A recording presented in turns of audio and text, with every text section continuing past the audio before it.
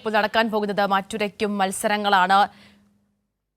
ജനുവരി 4 ഇന്ന് ആരംഭിക്കുന്ന കലോത്സവം ജനുവരി 8 വരെയാണ് നീളുന്നത്. തിരുവനന്തപുരം നഗരത്തിൽ 25 വേദികളിൽ 249 ഇനങ്ങളിലാണ് ഈ മത്സരങ്ങൾ നടക്കാൻ പോകുന്നത്. 15,000-ലധികം കുട്ടികളാണ് മത്സരത്തിൽ പങ്കെടുക്കാനായി എത്തിയിരിക്കുന്നത്.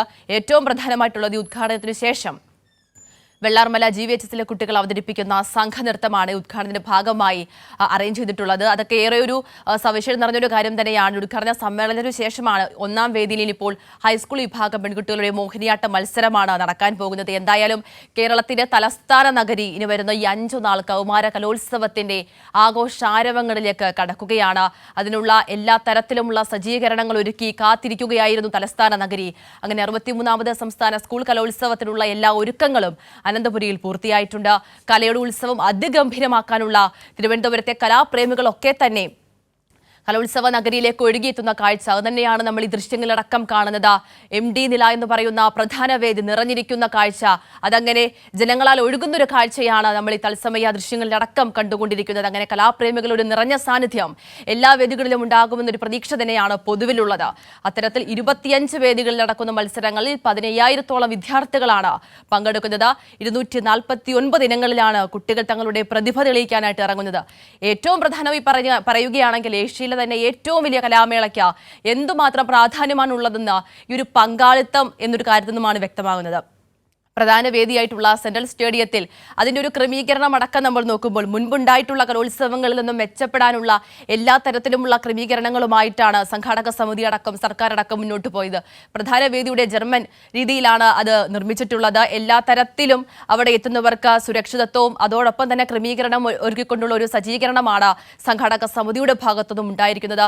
ഏകദേശം ഒരു 70,000 ചതുരശ്ര അടിയിലാണ് അവിടെ പന്തൽ ഒരുക്കിയിട്ടുള്ളത്. ഇവിടെ 10,000-കണക്കിനുള്ള ഇരിപ്പിടങ്ങൾ ഒരുക്കിയിട്ടുണ്ട്. അത്തരത്തിൽ എല്ലാ രീതിയിലും സജ്ജമായിട്ടുള്ള മുൻപുള്ള കലോത്സവങ്ങളിൽ നിന്ന് വ്യത്യസ്തമായിട്ടുള്ള ക്രമീകരണമാണ് ഈ ഒരു കലോത്സവത്തിന് സർക്കാർ ഒരുക്കിയിട്ടുള്ളത്. അത്തരത്തിൽ കലോത്സവത്തെ ഏറ്റവും വലിയ വിജയത്തിലേക്ക് എത്തിക്കാനുള്ള എല്ലാ തരത്തിലുമുള്ള നീക്കങ്ങളുമായിട്ടാണ് സംഘാടക സമിതി മുന്നോട്ട് പോയത്. ഷീജ ചേരുകയാണ് കലോത്സവ നഗരിയിൽ നിന്നും.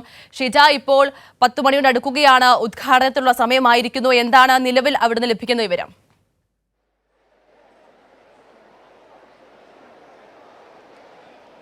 അതിലേതായാലും 63ാമത് സംസ്ഥാന സ്കൂൾ കലോത്സവത്തിന് തിരശ്ശീല ഉയരാൻ ഇനി ഏതാനും നിമിഷങ്ങൾ മാത്രമാണ് ബാക്കിയുള്ളത്. ഇവിടെ പ്രധാന വേദിയായിട്ടുള്ള MT നിലയിൽ അതിനു വേണ്ടിയിട്ടുള്ള എല്ലാ ഒരുക്കങ്ങളും പൂർത്തിയായി കഴിഞ്ഞിട്ടുണ്ട്. അല്പസമയത്തിനകം തന്നെ മുഖ്യമന്ത്രി പിണറായി വിജയൻ ഇവിടത്തേക്ക് എത്തിച്ചേരുന്നതായിരിക്കും. ഇപ്പോൾ എല്ലാ വിശിഷ്ട അതിഥികളും ഇവിടെ എത്തിച്ചേർന്നിട്ടുണ്ട്.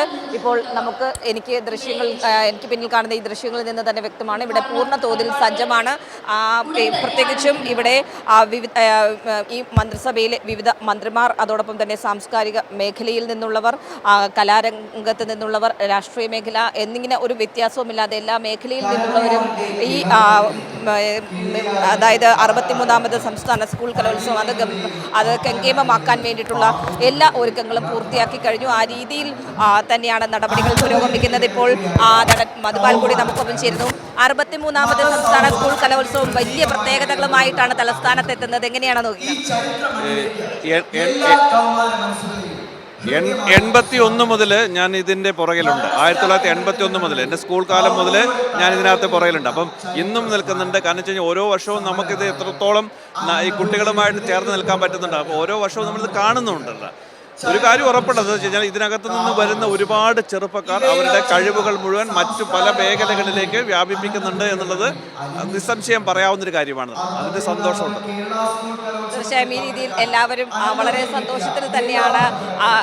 ഇപ്പോൾ അല്പസമയത്തിനകം തന്നെ ഇവിടെ മുഖ്യമന്ത്രി കൂടി എത്തുകയാണ്. ഇപ്പോൾ മുഖ്യമന്ത്രി എത്തിച്ചേർന്നിരിക്കുകയാണ്. നമുക്ക് ദൃശ്യങ്ങളിൽ കാണുന്നത് പോലെ തന്നെ മുഖ്യമന്ത്രി ഇവിടേക്ക് വേദിയിലേക്ക് എത്തുകയാണ്. ഇനി അല്പസമയത്തിനകം തന്നെ ചടങ്ങുകൾക്ക് ഔദ്യോഗികമായിട്ടുള്ള ചടങ്ങുകളിലേക്ക് കടക്കുകയാണ്. ഏതായാലും ആദ്യം തന്നെ സ്വാഗതഗാനത്തിൻ്റെ നൃത്താവിഷ്കാരത്തോടു കൂടിയായിരിക്കും പരിപാടികൾക്ക് തുടക്കമാകുക. അതോടൊപ്പം തന്നെ മറ്റ് പരിപാടികൾ ഇതിൽ തീരുമാനിച്ചിട്ടുള്ളത് ഇപ്രകാരമാണ്.